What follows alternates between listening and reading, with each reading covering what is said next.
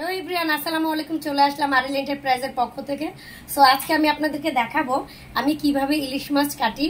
But আমি কিন্তু মাছ একদম কাটাকাটি করি না। মাছ বাজার থেকে যখন নিয়ে আসে আপনাদের ভাইয়া কাটাকাটি করেই নিয়ে আসে। বাট আজকে হচ্ছে সে আমাকে শিক্ষা এবং শাস্তি দেওয়ার জন্য হচ্ছে ইলিশ মাছ একদম কেটে নিয়ে আসেনি, আমাকে দিয়ে কাটাবে। যার জন্য হচ্ছে আমি নিজে ইলিশ মাছ কাটবো অ্যান্ড হচ্ছে রান্না করবো। সো সবাই আমার সাথে থাকুন।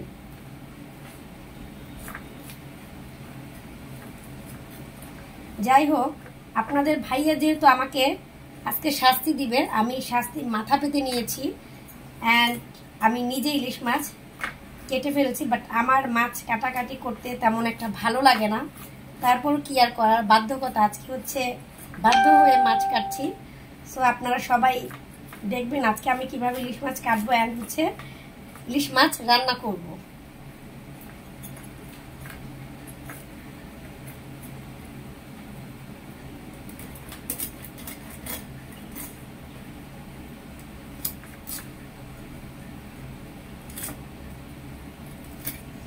একদম বড় মাছ হলে আমি কিন্তু একদমই কাটতে পারি না। বড় মাছ কাটার জন্য অনেক বেশি শক্তির প্রয়োজন। সো বড় মাছ হলে হয়তো বা বাজার থেকে কেটে নিয়ে আসবেন, নয়তো আপনাদের ভাইয়া হচ্ছে মাছ কেটে দিবে আমাকে।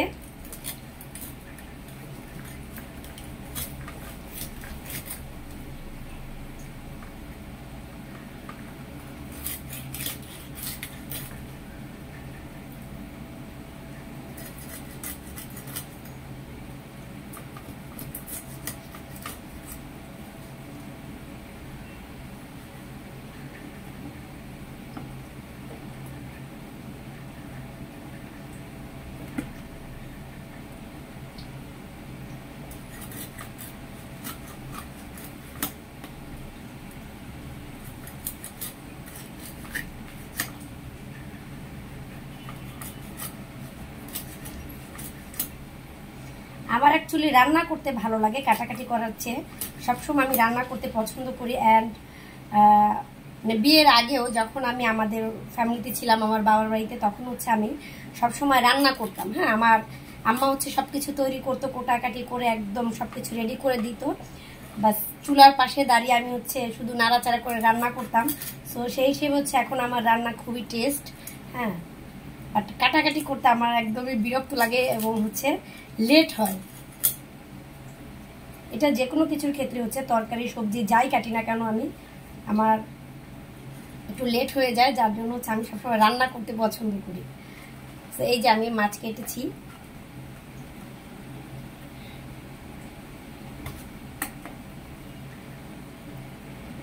বাস আমার সবগুলো মাছ কাটা কমপ্লিট হয়ে গেছে। এখন হচ্ছে আমি মাছগুলো ধুয়ে ক্লিন করে নিব। সো চলে যাচ্ছি মাছগুলো ধুয়ে নেওয়ার জন্য। ওকে, চলে আসলাম মাছগুলো ক্লিন করার জন্য।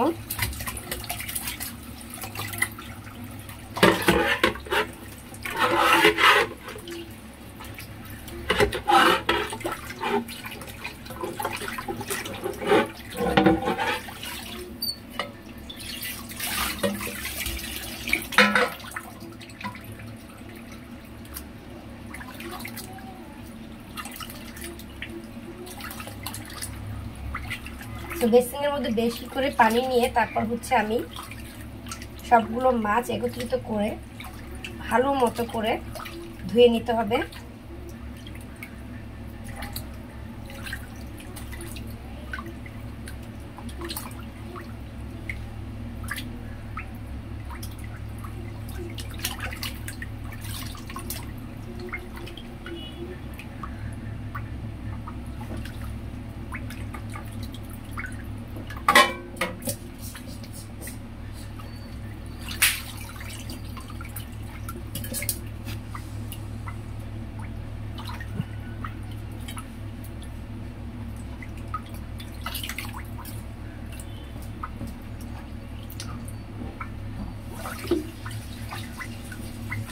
এবং এরকম বেসিনের মধ্যে কিন্তু কিচেনের বেসিনের মধ্যে মাছগুলো বেশি পানিতে ধুয়ে ফেলা যায়, এটা একটা সুবিধা।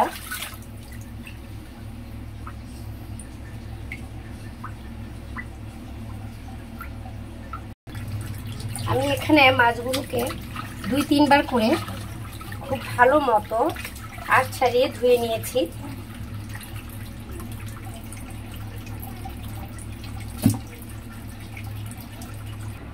আমার মাছগুলো ক্লিন করা হয়ে গেছে। এখন আমি দুবেলার জন্য 6 পিস এবং 1 পিস মাথা নিয়ে নিয়েছি রান্না করার জন্য।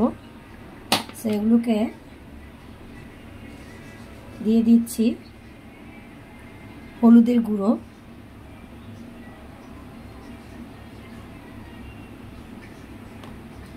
দিয়ে দিচ্ছি সামান্য পরিমাণে মরিচের গুঁড়ো,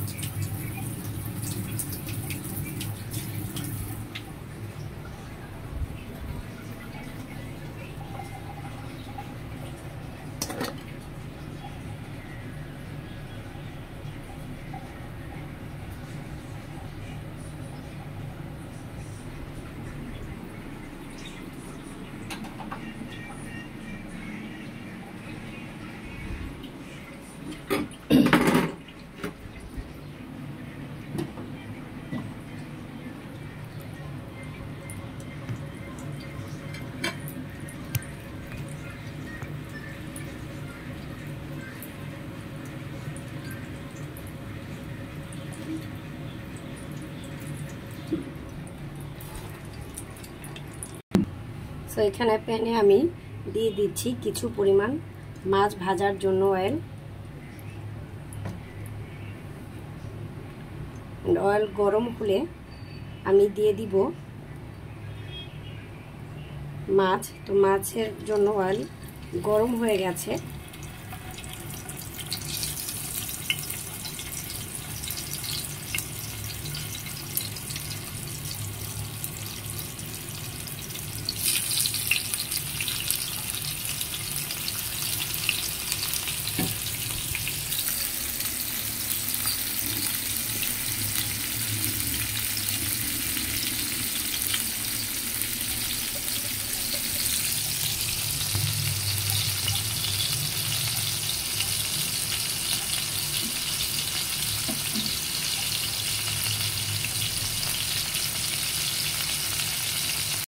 তো মাছগুলো এক পাশ ভাজা হয়ে গেছে, আমি উল্টে দিব এখন।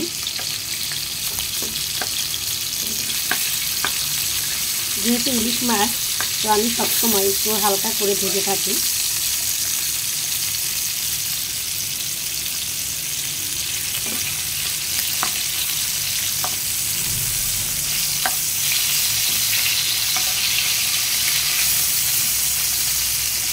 আজকের কষ্টদায়ক বিষয় হচ্ছে আমি আমার এই সম্পূর্ণ ভিডিওটা নিজের হাতে ফোন ধরে ধরে তারপর হচ্ছে ভিডিওটা তৈরি করেছি।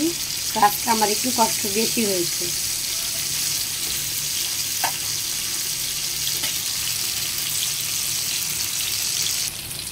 তো এখানে আমার মাছ ভাজা হয়ে গেছে। এখন আমি মাছগুলো তুলে নেব। চুলাতে একটি কড়াই বসিয়ে নিলাম। এরপর দিয়ে দিচ্ছি কিছু পরিমাণ তেল।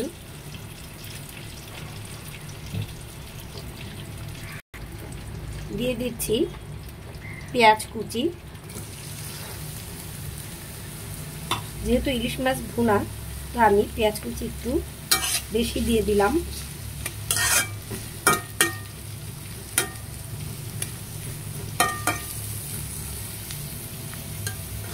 এবং ইলিশ মাছ রান্না করতে যে বিষয়টা, এটা হচ্ছে অন্যান্য মশলা প্রয়োজন হয় না, শুধু পেঁয়াজ কুচি দিয়ে এবং হলুদ মরিচের তেল লবণ দিয়েই রান্না করা যায়।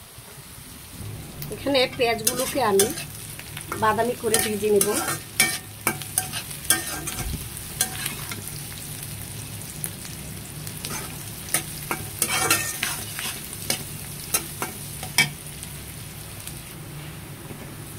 পেঁয়াজগুলো বাদামি করে ভাজা হয়ে গেছে।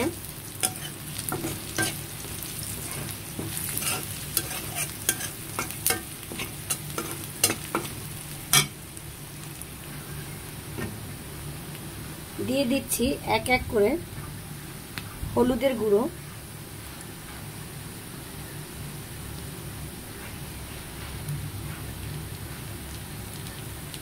স্বাদ মতো মরিচের গুঁড়ো,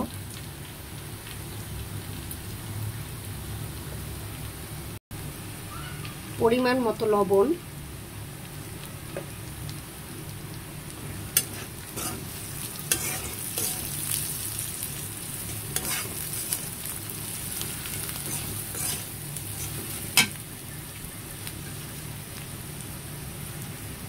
সামান্য পরিমাণে পানি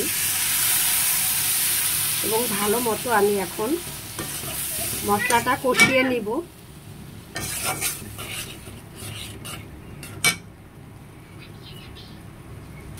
মশলাটা ভালো মতো কষিয়ে নেওয়ার জন্য কিছু সময় ঢেকে রেখেছি।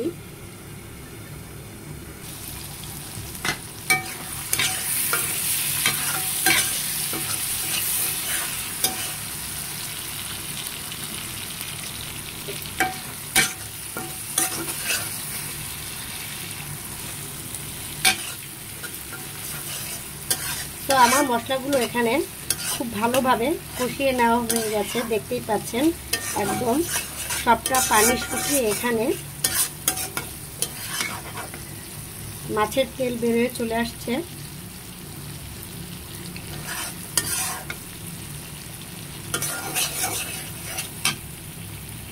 তো মশলাটা খুব ভালো মতো কিন্তু কষিয়ে নিতে হবে, তা নয়তো কিন্তু মাছ ভুনায় সুস্বাদু হবে না। এখানে আমি দিয়ে দিচ্ছি পরিমাণ মতো পানি। যেহেতু আমি মাছগুলো ভুনা করব, তো এখানে পানির পরিমাণটা একটু কম দিয়েছি।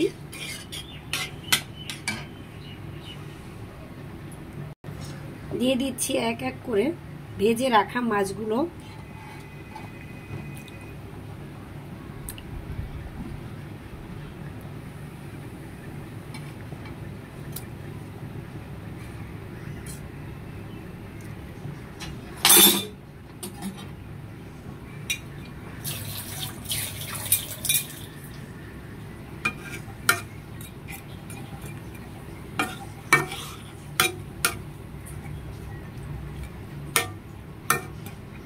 কিছুটা সময় আমি একটা ঢাকনা দিয়ে মাছগুলোকে ঢেকে দিব, যাতে করে তাড়াতাড়ি বলক চলে আসে।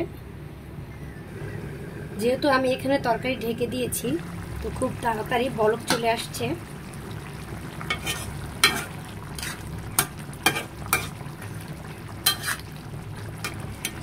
আর একটু ঝোল শুকিয়ে ফেলবো। ওকে, হয়ে গেছে আমার ইলিশ মাছের ভুনা।